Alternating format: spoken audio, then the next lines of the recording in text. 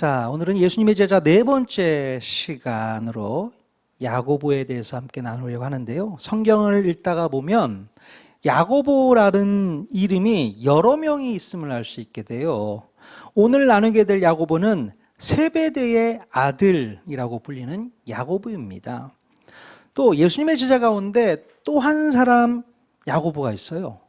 알페오의 아들 야고보가 예수님의 제자 가운데 한 명 있습니다. 이 제자는 나중에 우리가 한번 살펴보도록 하고요. 그리고 또 한 사람은 예수님의 동생이자 야고보서의 저자인 야고보가 있습니다. 헷갈리시죠? 성경을 읽어가면서 이 야고보가 그 야고보인가 하실 수가 있어요.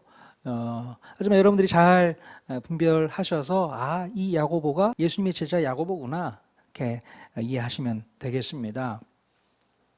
자, 오늘 우리가 살펴보게 될 야고보는 세베대의 아들 야고보입니다. 이 사람은 어떤 사람이었을까요?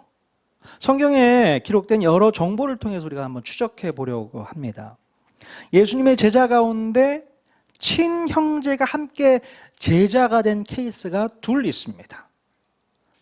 자, 지난주에 살펴보았던 안드레와 베드로와 안드레가 서로 친형제 관계였지요. 또 오늘 살펴보게 될 야고보와 요한이 서로 친형제였습니다. 아마도 형이 야고보였을 것이고 동생이 요한이었을 거라고 추정하고 있습니다. 자, 야고보와 요한은 베드로와 마찬가지로 그들 직업이 물고기를 잡는 어부였어요. 자, 누가복음 5장에 보면 베드로와 동업을 하면서 수산업에 종사를 했던 것 같습니다. 자, 그러나 베드로의 집과는 달리 이 야고보와 요한의 가정은 상당히 큰 규모의 사업체를 이끌었던 것으로 보여집니다. 어디에 그런 말씀이 있나요? 마가복음 1장 19절에서 20절에 있는 말씀 한번 읽어보도록 하겠습니다. 시작. 조금 더 가시다가 세베대의 아들 야고보와 그 형제 요한을 보시니 그들도 배에 있어 그물을 깁는데 곧 부르시니 그 아버지 세베대를 품꾼들과 함께 배에 버려두고 예수를 따라가니라. 네, 예수님께서 야고보와 요한을 제자로 부르실 때에 두 형제가 아버지와 품꾼들을 배에 놔두고 예수님을 쫓았다는 거잖아요. 그러니까 야고보의 집은 그때 당시에 품꾼을 두고서 일을 해야 할 정도로 규모가 컸다는 겁니다. 알바생을 썼다는 얘기예요. 그러니까 야고보의 집은 그때 당시에 그런 규모가 있는 사업을 일으키고 있었다는 것이죠. 자, 그래서 또 그리고 요한복음서의 기록에 보면 야고보의 집이 그 당시 대제사장과 잘 아는 사이였다고 요한복음에 기록하고 있어요. 자, 아마도 야고보의 부친이었던 세베대, 이 세베대가 사업 수완이 좋아서 그랬는지는 몰라도 그 당시 참 대단했던 그 대제사장과 관계를 맺고 사업을 하고 있었던 것을 보면 비록 야고보가 물고기를 잡는 어부였지만 그 집안에는 상당한 재산을 보유하고 있었고 또 동종업계에서 많은 영향력을 행사하고 있었던 아주 잘 나가는 그런 집안의 아들이었음을 알 수 있게 됩니다. 성경의 몇 구절을 가지고 그 사람의 환경과 배경을 이렇게 추정해 볼 수 있게 되는 것이죠. 자, 그렇다면 이런 재력가 집안의 사람이었던 야고보는 뭐가 아쉬워서 아버지의 사업체를 뒤로 한 채 예수님을 따르게 되었을까요? 그냥 계속해서 그 사업 운영했었으면 나중에 사업체도 물러받고 또 그 지역에서 누구보다도 떵떵거리면서 잘 먹고 잘 살 수 있었을 텐데 이 야고보와 요한은 무슨 생각으로 그물을 버려두고 예수님을 쫓게 되었을까? 자, 지난주에 살펴보았던 안드레처럼 그들도 뭔가 진리를 갈망하는 마음으로 예수님을 따르려고 했던 것일까요? 그들은 정말로 무슨 마음으로 예수님을 따라갔던 것일까요? 자, 누가복음 5장에 보면 베드로가 예수님의 제자가 되기 직전에 무슨 일이 있었습니까? 기억하실지 모르겠지만 밤을 새도록 수고했지만 물고기를 한 마리도 못 잡는 날이 있었어요. 예. 자, 그런데 그때 예수님께서 오셔서 베드로에게 깊은 데로 가서 그물을 한번 내려봐라, 이렇게 얘기를 하시죠. 그러자 물고기를 잡았더니 엄청난 양, 그물이 찢어질 정도로 물고기가 잡히게 되었고, 이제 다른 배에 타고 있던 동료들에게 도와달라고 해서 그물을 들어 올린 적이 있습니다. 자, 바로 그물을 들어 올릴 때 옆에서 도와줬던 동료가 아마도 함께 동업을 하고 있었던 야고보와 요한이 아닐까 싶어요. 그러니까 야고보와 요한은요, 베드로가 그물을 들어 올릴 때 함께 그 자리에 있었던 것이죠. 그 기적 같은 사건을 눈으로 경험하고 목도하고 있었던 것입니다. 자, 예수님의 말 한마디에 이 엄청난 양의 물고기를 잡을 수 있었으니, 자, 이분만 잘 따라다니면 어쩌면 지금보다도 더 큰 부자가 되어서 성공할 수 있을 거라는 생각을 했는지도 모르겠어요. 야, 이분 대단한 분이신데 이분만 쫓아가면 물고기 잡는 거는 뭐 그냥 야, 순식간에 부자 되겠다, 이런 생각을 했던 것 같아요. 저 어쩌면 야고보와 요한은 물고기를 많이 잡을 수 있는 대단한 비법을 배우고자 그런 속셈을 가지고 예수님을 따라갔던 것이 아닌가 싶습니다. 한번 보면 이들 집안 사람들은 하나같이 이 세속적인 야망을 마음에 품고 사는 그런 사람들이었음을 알 수 있게 돼요. 자, 마가복음 10장 35절 말씀 같이 한번 읽어보도록 하겠습니다. 시작. 세베대의 아들 야고보와 요한이 주께 나와 여짜오되 선생님이여 무엇이든지 우리가 구하는 바를 우리에게 하여 주시기를 원하옵나이다. 네, 자, 그들이 예수님께 원하는 게 있었어요. 도대체 뭘 원했던 것일까요? 자, 37절도 같이 읽겠습니다. 시작. 주의 영광 중에서 우리를 하나는 주의 우편에 하나는 좌편에 앉게 하여 주옵소서. 그리고 이 두 형제가 원했던 것은 놀라운 능력을 가지셨던 예수님을 등에 업고 앞으로 차지하게 될지 모르는 세속적인 권력을 얻고 싶었던 겁니다. 자, 그들의 안중에는 뭐 진리에 대한 갈급함이나 하나님의 말씀에 대한 깊은 갈증이 있었던 것이 아니라 오로지 세속적인 야망을 품고 있었다는 겁니다. 출세하고 싶었다는 거예요. 예수님을 등에 업고 출세하는 것이 목적이었다는 거예요. 자, 그리고 심지어 그의 어머니, 기억하십니까? 어머니, 세베대의 아내, 이름이 뭐죠? 살로메라고 말씀드렸었죠. 이 살로메도요, 합세해서 예수님께 똑같은 청탁을 했던 사실을 마태복음에서도 찾아볼 수 있게 됩니다. 마태복음 20장 20절에서 21절 또 읽겠습니다. 시작. 그때 세베대의 아들의 어머니가 그 아들들을 데리고 예수께 와서 절하며 무엇을 구하니 예수께서 이르시되 무엇을 원하느냐 이르되 나의 이 두 아들을 주의 나라에서 하나는 주의 우편에 하나는 주의 좌편에 앉게 명하소서. 네, 이 세베대의 아내 살로메는 자기 아들들의 출세를 위해서는 수단과 방법을 가리지 않는 아주 극성스러운 어머니였던 거예요. 그러니까 최초 치맛바람을 날렸던 그런 사람이었던 것을 볼 수 있습니다. 그러니까 집안 분위기가 다 이런 거예요, 지금. 세베대 남편은 대제사장 세력들과 뭔가 관계를 맺고 사업을 일으키려고 하는 그런 사람이었고, 이 살로메 세베대의 아내는 자기 아들들이 예수님이라는 분과 함께 뭔가 세력을 확장해서 높은 정치 권력을 하나 얻을 수 있도록 청탁을 하고 있고요. 지금 아들들도 마찬가지잖아요. 이 야고보와 요한도 예수님께 주님, 저희 한 자리씩 주세요. 하나는 우편에 하나는 좌편에 앉을 수 있는 자리 하나 주십시오, 나중에. 그런 얘기를 계속하고 있는 것이죠. 그러니까 분위기 자체가 뭔가 세속적인 야망을 향해 달려가는 그런 가족 분위기였다는 것을 알 수 있게 됩니다. 자, 그렇다면 우리 예수님께서는 그들을 제자로 받아들였을 때에 그들의 이런 검은 속마음을 전혀 모르고서 제자로 받아들이셨던 걸까요? 예수님께서 왜 모르셨겠어요? 다 알죠. 당연히 그들의 속셈을 잘 알고 계셨을 것입니다. 하지만 우리 예수님께서는 그들의 세속적인 야망을 완전히 바꾸어 놓으시는 거예요. 예. 과연 우리 예수님께서는 세베대 아들 야고보의 인생 어떻게 바꿔내실까요? 예. 자, 일전에 예수님께서는 시몬에게 아주 독특한 별명을 지어주신 적이 있습니다. 어떤 별명이었습니까? 베드로의 별명? 시몬의 별명? 게바. 번역하면 반석이라는 뜻이죠.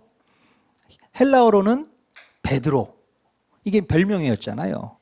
자, 장차 이 교회의 기초석이 되어줄 것을 기대하며 지어준 별명이 바로 베드로였습니다. 자, 그런데 우리 예수님께서는 야고보와 요한에게도 그들이 가지고 있는 독특한 특징을 보시고서 한 가지 별명을 지어주셨습니다.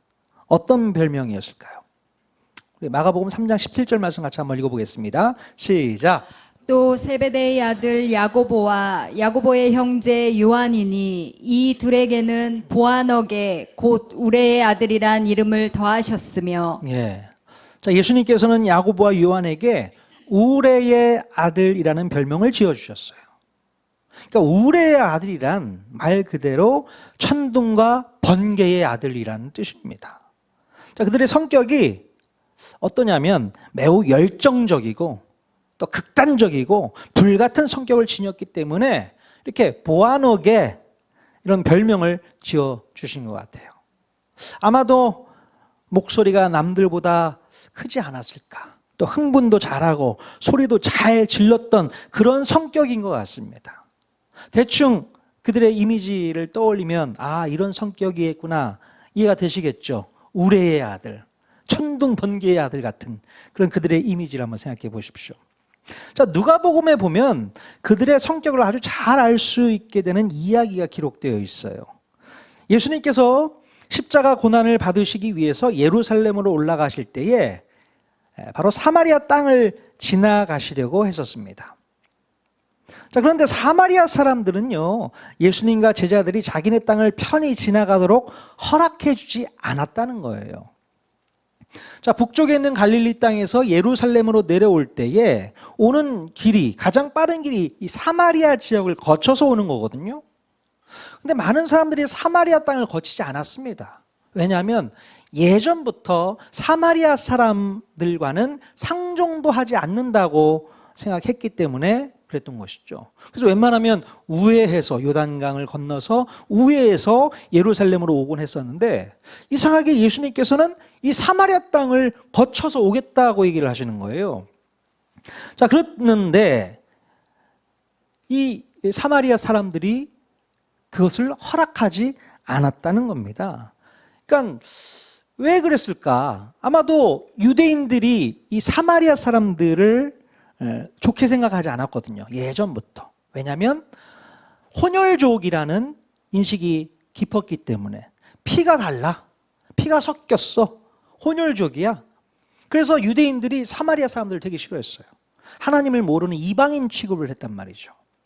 자, 그런 상황이니 이 사마리아 사람들도 유대인들을 좋게 볼 이유가 없는 것이죠. 나를 그렇게 싫어하면 나도 너희들 싫어할 수밖에 없어. 그래서 이 사마리아 사람들은 예수님과 제자들을 거부하게 된 겁니다. 여기 지나갈 수 없습니다. 다른 길로 가십시오. 이렇게 거부했던 거예요. 자, 그랬더니 이 야고보와 요한이 아주 끔찍한 발언을 서슴지 않고 하게 되는 것을 볼 수 있게 돼요. 오늘 읽었던 말씀인데요.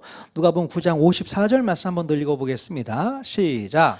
제자 야고보와 요한이 이를 보고 이르되 주여 우리가 불을 명하여 하늘로부터 내려 저들을 멸하라 하기를 원하시나이까.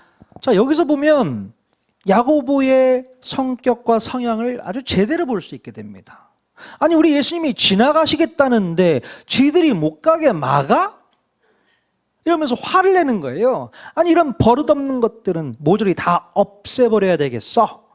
이런 마음으로 저주를 퍼붓게 되는 겁니다. 굳이 이렇게 저주까지 퍼부을 일인가 싶은데요. 야고보는 어떤 마음으로 이런 험한 말을 했던 것일까요? 자, 야고보는 자기가 모시고 있는 예수님에 대해서 엄청난 자부심을 가지고 있었습니다.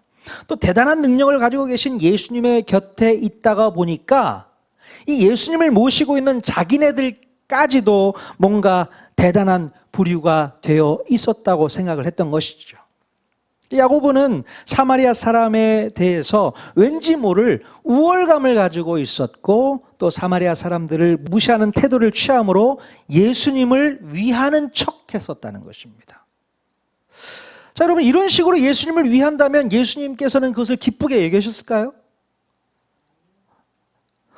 야고보야, 네가 내 편을 들어주니까 내 마음이 참 흐뭇하다, 이러셨을까요? 자, 오히려 예수님께서는 야고보를요 호되게 꾸짖으시게 됩니다. 예. 그리고 조용히 다른 마을로 넘어가시게 되는 것을 볼 수 있게 돼요. 자, 이미 예수님께서는 이런 상황이 되었을 때에 대처하는 방법을 알려주신 적이 있어요. 자, 누가복음 9장 5절 뭐라고 되어 있습니까? 같이 한번 읽어보겠습니다. 시작. 누구든지 너희를 영접하지 아니하거든 그 성에서 떠날 때에 너의 발에서 먼지를 떨어버려 그들에게 증거를 삼으라 하시니. 예, 예수님께서는 이미 제자들에게 이런 말씀을 하셨어요. 너희가 어디 가서 환영을 받지 못하더라도 그것 때문에 열불 내면서 화내지 말고 그냥 조용히 먼지 떨어버리고 나와. 그러면 돼. 그렇게 분명히 말씀해 주셨는데 이 야고보는 그러질 않았다는 거예요. 괜히 예수님의 제자랍시고 똥폼 잡거나 거만한 태도를 취하지 말라는 겁니다. 우리 주님이 그런 말씀하시는 거예요. 하지만 야고보의 입장에서 생각해 보면 자기 딴에는 예수님을 위한답시고 했던 발언인데 오히려 꾸중만 듣게 되니 살짝 속이 상했을 수도 있습니다. 그죠? 아니, 예수님을 무시하는 것 같아서 제가 좀 화를 냈습니다. 주님, 야고보도 이해가 좀 되시나요? 그러니까 예수님을 위해서 한 행동이었던 거예요. 아니, 예수님을, 우리 스승 되신 예수님을 무시하는 것 같아서 저들을 가만두지 않아야겠다라는 생각을 했던 것이 잘못된 건가요? 라고 따지고 싶은 마음이 들었겠죠. 자, 그런데 예수님께서는 야고보와 요한을 비롯한 모든 제자들에게 아주 귀한 원리를 하나 가르쳐 주시게 되죠. 바로 세상 사람들 앞에서는 복음을 소유한 자답게 행동하라는 것입니다. 이 얘기를 가르쳐 주고 있는 거예요. 우리가 진리의 말씀을 가지고 있다가 하면서 그렇지 못한 사람들에게 겸손한 태도로 다가가지 못하고 오히려 교만한 모습으로 나아간다면 절대로 그들을 복음으로 설득할 수 없다라는 겁니다. 예. 자, 오늘날 우리 그리스도인들도 바로 주의해야 할 대목이 아닌가 싶어요.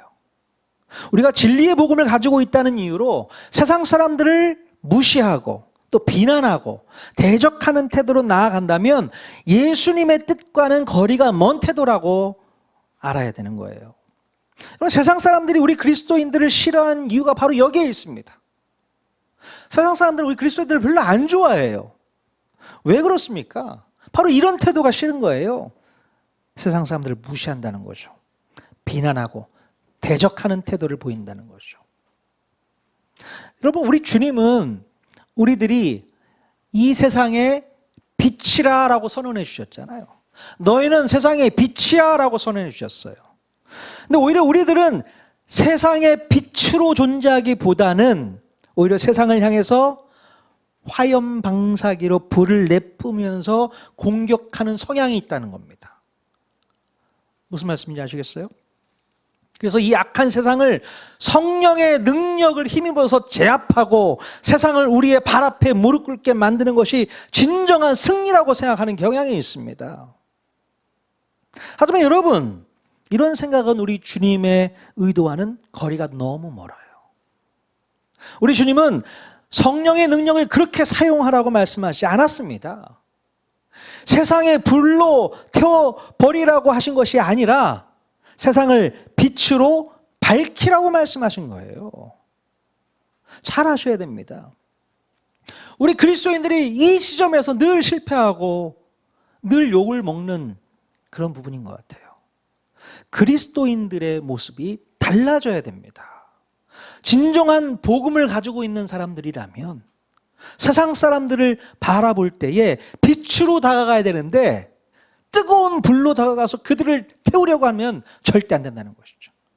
공격해서는 안 되는 겁니다. 여러분, 우리 그리스도인들은 복음에 대한 열정이 분명히 있어야 됩니다. 하지만 그 열정이 사랑과 긍휼로 다듬어지지 않고 우리의 옛 성품을 그대로 가져다 쓰는 죄성 가득한 열정이라면 그 열정은 차라리 없는 게 낫습니다.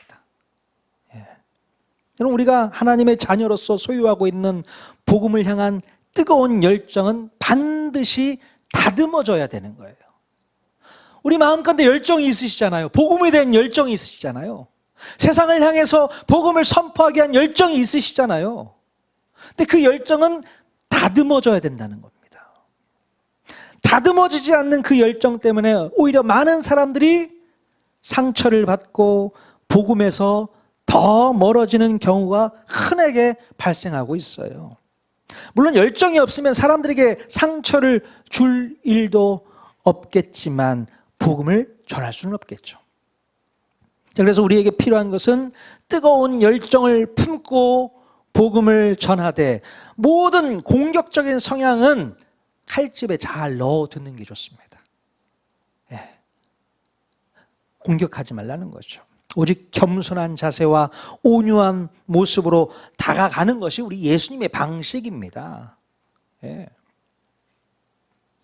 여러분, 우리의 아들이라는 이 별명을 가지고 있었던 야고보, 예수님께서 자기를 꾸짖으셨던 이유를 잘 깨달았을까 싶어요. 야고보가 정말 예수님의 그 꾸짖음을 잘 알아들었을까요?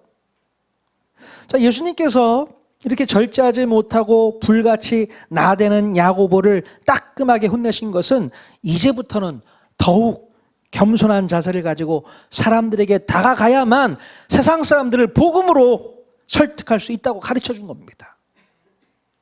네가 지금 부족한 게 이런 거야. 너는 불같이 사람들을 대하지만 그 불로는 그들을 설득할 수 없어. 복음은 그런 게 아니야. 예수님께서 말씀하고 있는 겁니다. 그럼 만약에 적들이 총칼을 들고 공격해 온다면 우리 그리스도인들은 어떻게 대항해야 될까요? 어떻게 대항해야 될까요? 적들과 똑같이 총칼로 대적하면 되겠습니까? 어떻습니까? 만약에 그렇게 한다면 우리와 그들이 다를 게 뭐가 있겠어요? 똑같이 똑같은 모습으로 총칼 들고 공격한다. 뭐가 다를 수 있겠습니까? 우리들마저 날카롭고 폭력적인 무기를 가지고 세상과 대결한다면 세상 사람들은 절대로 예수님의 복음을 받아들이지 않으려고 할 겁니다. 예수님께 다가오려고 하지 않을 거예요. 그래서 우리 그리스도인들은 절대로 싸나우면 안 돼요. 싸나우면 안 된다고요. 예의를 갖추셔야 된다는 겁니다. 근데 교회를 오랫동안 다니시고 기도를 열심히 하시는 분들 중에서 보면은 싸나움이 가득하신 분들이 많습니다. 더 부드럽고 더 겸손하고 더 온유하고 그런 모습으로 다가가야 되는데 그러지를 못해요. 정말 기도를 많이 했다고 해서 내가 영적으로 강하고 세고 너보다는 한 수 위다라는 것을 늘 보여주고 싶은 마음 가운데 아주 싸나움을 표출하고 있습니다. 그런 모습 보고 안 믿는 사람들이 나도 예수 믿고 싶다라는 생각을 가질 수 있을까요? 절대 안 같습니다. 내가 저렇게 될 바에 나는 차라리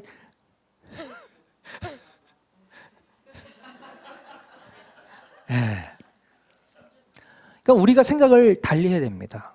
우리는 전투적으로 세상을 바라봐서는 안 됩니다. 세상은 우리의 적이 아니에요. 우리가 빛으로 환하게 비춰줘야 될 대상인 겁니다. 저들이 복음을 갖지 않았다고 해서 우리 기독교가 복음을 가지고 있는 우리 모두가 그들을 무시하고 또 그들에게 비난하고 그래서는 절대 안 된다는 거죠. 우리 예수님의 성품을 닮아가야 됩니다. 우리는 예수님이 언제 싸납게 한번 한 적이 있어요? 물론 자기 제자들 혼낼 때는 꾸중을 하실 수 있죠. 야, 이 녀석 야고보야, 그러면 안 되지, 못 써. 이렇게 혼은 내실 수 있어도 어느 누구한테 사납게 예수님께서 대하신 적이 있으세요? 없죠. 여러분들도 늘 옆 사람에게 얼굴 웃으면서 부드럽게 대해 주시길 바랍니다.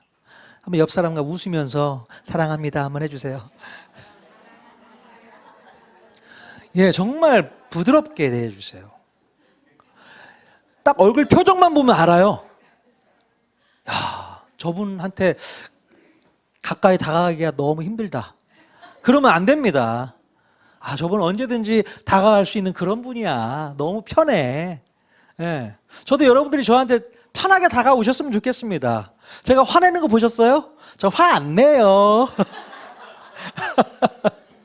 늘 편하게 여러분 대하고 싶어요. 근데 물론 가끔은 목사이다 보니 우리 성도들에게 또 하나님 말씀을 가르치고 또 잘못된 길로 가게 되면 혼낼 수도 있죠. 그 정도는 이해해 주실 거죠? 하지만 제가 사납게 여러분들을 대하지는 않겠습니다. 여러분들도 세상 사람들에게 사나운 모습으로 나아가지 마십시오. 온유한 모습, 더 겸손한 모습, 차라리 지는 모습이 낫다는 거죠. 이기려고 하지 마십시오. 이기려고 하지 마세요. 그리고 우리 그리스도인들은 좀 세상 사람들을 대할 때 저는 그렇게 생각해요. 어디 가서 물건값 깎지 마세요. 그 별로 안 좋습니다. 우리 그리스도인들 더 깎고 그러지 마세요. 좀 더 못 줘서 아쉽다는 마음으로 그냥 물건을 살 때 이렇게 사시면 너무 좋을 것 같습니다. 별로 안 좋습니다. 그리스도인들 모습이 모양이 안 좋아요. 넉넉한 모습으로 늘 사람들에게 대하는 저와 여러분 모두가 다 될 수 있기를 바랍니다. 자, 아마도 이 야고보는요, 자신의 불같은 성격을 쉽게 고치지는 못했을 것 같습니다. 하지만 예수님께서 아무런 저항도 없이 십자가에 달리시는 모습을 나중에 지켜보면서 예수님께서 꾸중하신 것이 무엇을 의미하는지를 이제 조금씩 이해하지 않았을까 싶어요. 예수님께서 힘이 없거나 능력이 없어서 십자가에 달리신 것이 절대로 아니라 죄인들을 사랑하시는 진짜 열정 때문에 십자가를 지셨음을 그는 깨닫게 되었을 것입니다. 아, 이게 진짜 열정이구나. 내가 가지고 있었던 열정은 그건 열정이 아니야. 잘못된 거야. 가짜야. 이런 생각을 조금씩 배워나가지 않았을까 싶어요. 그리고 결정적으로 마가의 다락방에서 진정한 성령의 능력을 체험하면서 야고보는 초대교회의 초창기 지도자로서 놀라운 삶을 살게 됩니다. 자, 교회 전승에 의하면 야고보는 멀리 스페인까지 가서 복음을 전했다는 기록이 있어요. 그리고 야고보는 특히 여러 해안가를 찾아다니면서 많은 어부들에게 복음을 전했다고 합니다. 본인이 어부였으니까 또 많은 사람들에게 또 어부들에게 복음을 전하면서 당신도 사람 낚는 어부가 되십시오라고 복음을 전하지 않았을까 싶어요.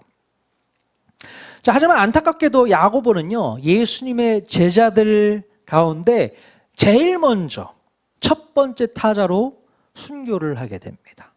자, 사도행전 12장 1절에서 2절 말씀 같이 읽겠습니다. 시작. 그때 헤롯 왕이 손을 들어 교회 중에서 몇 사람을 해하려 하여 요한의 형제 야고보를 칼로 죽이니. 네, 예수님의 제자 가운데 이렇게 순교했다라는 내용이 기록된 것은 야고보밖에 없습니다. 다른 제자들은 유다, 가룟 유다 빼고 다른 제자들은 성경에 기록되어 있지는 않지만 교회 전승, 역사적 사실로 우리가 또 받아들일 수 있게 되는데요. 특별히 역사가 유세비우스의 기록에 의하면 야고보는 목배임을 당해 순교했다라고 기록하고 있습니다. 이렇게 야고보는 우리 예수님께서 가르쳐 주신 진짜 열정이 무엇인지를 자신의 죽음으로 보여주게 됩니다. 자, 원래 야고보가 생각했던 진짜 열정은 예수님을 위해서라면 물불 가리지 않고 칼이라도 휘둘러야 한다고 생각을 했었는데요. 성령을 체험하게 된 야고보는 복음에 대한 진짜 열정이 무엇인지를 깨닫게 됩니다.